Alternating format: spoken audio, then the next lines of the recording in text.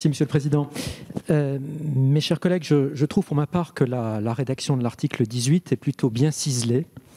et que, telle qu'elle a été améliorée par la commission spéciale, on n'est pas loin, je pense, d'une rédaction à la fois utile et juridiquement solide. Je relève en particulier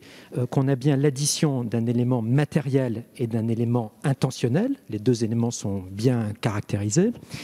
Et je relève aussi que dans son avis, le Conseil d'État a bien souligné,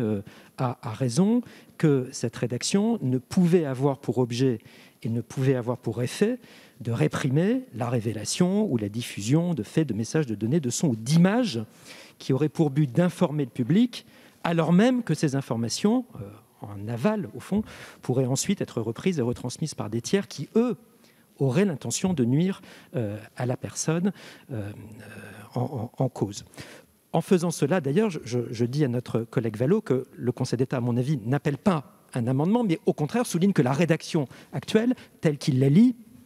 ne porte pas atteinte, pour le dire de manière directe, à la liberté de la presse. Donc cette rédaction, moi, elle me convient plutôt, et je crois que les services de la chancellerie ont fait ce qu'ils avaient à faire. Du coup, et c'est le sens de mon intervention, comme on a la chance d'avoir sur cet article les deux ministres, le garde des Sceaux et le ministre de l'Intérieur, je voudrais qu'on poursuive et peut-être qu'on finisse le débat qu'on avait eu il y a quelques semaines, pendant une très longue après-midi, ici, sur l'article 24 de la proposition de loi relative à la sécurité globale. Parce que autant je trouve cet article 18 très bien ciselé, autant l'article 24 de la proposition de loi sur la sécurité globale m'avait semblé écrite par les deux pieds, et même d'ailleurs par les deux pieds gauches, si vous me permettez cette expression familière. Alors peut-être qu'on pourrait maintenant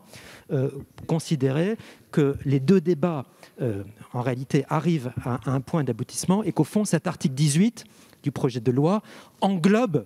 ce qui était des velléités de rédaction de l'article 24, ce qui, à mon avis, nous permettrait et de sortir politiquement d'une ornière et d'aboutir à une solution juridique solide qui satisfasse et au respect de la liberté de la presse et à la nécessité de protéger les agents publics et notamment les policiers et les gendarmes.